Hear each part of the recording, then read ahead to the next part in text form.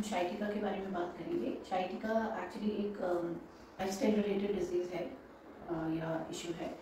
ये जब आप लंबे समय से एक्सरसाइज नहीं करते हैं, आपकी डेली रूटीन में एक्सरसाइज नहीं है, जिसकी वजह से आपकी बैक की मसल्स धीरे धीरे टाइट होने लगती हैं, जिसका दबाव आपकी स्पाइन पे पड़ने लगता है। और उसके साथ साथ आपका जो डेली रूटीन में जो आप काम करते हैं, फॉरवर्ड बेंडिंग बहुत है। आप जब फॉरवर्ड बेंड करते हैं तो आपको नीज को बेंड करके नहीं करते, टोटल आपका जो भार होता है वो आप अपने लोअर बैक पे ही डालते हैं, फॉरवर्ड बेंड करते हैं या फिर हैवी लिफ्टिंग करते हैं, बट आपका बैक मसल्स और लिगामेंट्स आपके उतनी स्ट्रॉन्ग नहीं है।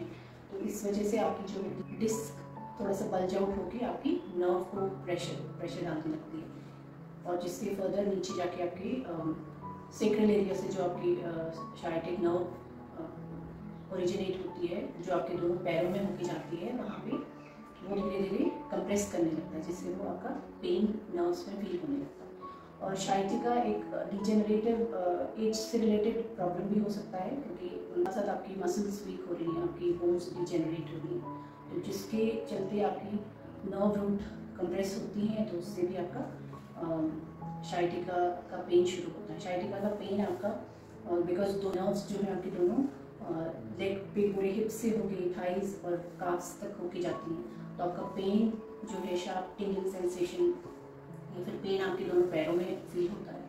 तो इससे कौन से ऐसे आसन हैं जिससे हम शाइटिका को ठीक कर सकते हैं? तो कुछ आसन है। इनिशियली जब आपको पेन बहुत ज़्यादा है तो आपको रेस्ट ही करना चाहिए।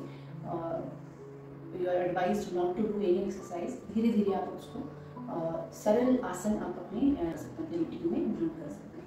तो सरल आसनों में स्टार्टिंग में जब आपको पेन ज़्यादा है तो आप सरल आसनों में क्या कर सकते हैं?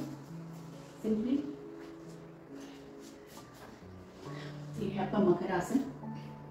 बिकॉज हमें स्पाइन की मसल्स को स्ट्रॉन्ग करना है, तो जस्ट आप इस पोजीशन में सरल मकर आसन में 10 से 15 काउंट के लिए आप रह सकते हैं। इसी को 4 से 5 सेट करके दोहराएं। धीरे धीरे जब आपका पेन थोड़ा सबसाइड होने लगता है तो फिर आप इसको भुजंगासन कर सकते हैं। भुजंगासन को फिर से वही 15 से 20 काउंट होल्ड करके 4 से 5 सेट। इसी में आपका सलभासन हो जाता है। सलभासन सलभासन कर सकते हैं। एक एक पैर को उठाएंगे, होल्ड करेंगे 5 से 10 काउंट, नीचे ले जाएंगे, दूसरे पैर को उठाएंगे। सेतु बंधनासन में आपको सिर्फ हिप एरिया को ऊपर उठाना है, लंबवत एरिया तक।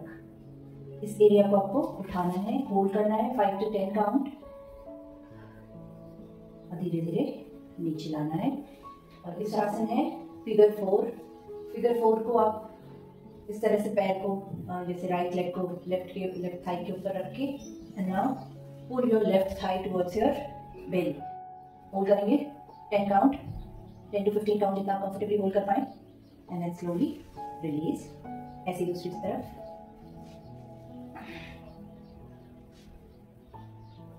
And then slowly release.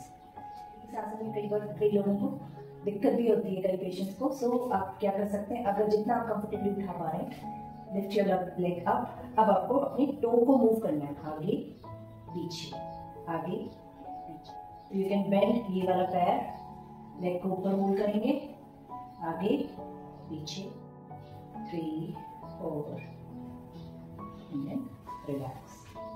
सो इन आसनों को आपको एवरी डे 10 से 15 मिनट निकाल के अपनी रूटीन से आपको ये आसनों को रेगुलरली करना है। धीरे धीरे इसको आप एज पर योर कैपेसिटी, आप जितना आराम से आप कर सकते हैं बिना पेन के। हमेशा आसनों में जहाँ भी आपको शार्प पेन महसूस होने लगे तो आपको आसन को वहीं पे रोक के वापस नॉर्मल पोजीशन पे आ जाना चाहिए। नॉर्मलाइज होके फिर दोबारा से आपको कंटिन्यू करना चाहिए। तो धीरे धीरे अपनी कैपेसिटी के हिसाब से जितना आप आसानी से कर सकते हैं उतना आपको रेगुलर बेसिस पे करना है। डेली रूटीन को चेंज करना है, फॉरवर्ड बेंडिंग को कम करना है। कोई चीज़ उठानी है तो आप नीज को बेंड करके फिर आप नीचे से उठाएं। एक easily digested food, fruits, vegetables. जब आप कॉन्स्टिपेटेड या फिर IBS रहता है या फिर गट इश्यूज कोई भी रहते हैं तो वो indirectly it affects your spine also, क्योंकि आप प्रेशर लगाते हैं तो आपका स्पाइन में भी उसका असर पड़ता है। Drink enough water every day. and take 6 to 8 hours of sleep. So this way you can minimize the pain of these issues. So keep practicing. Thank you for watching.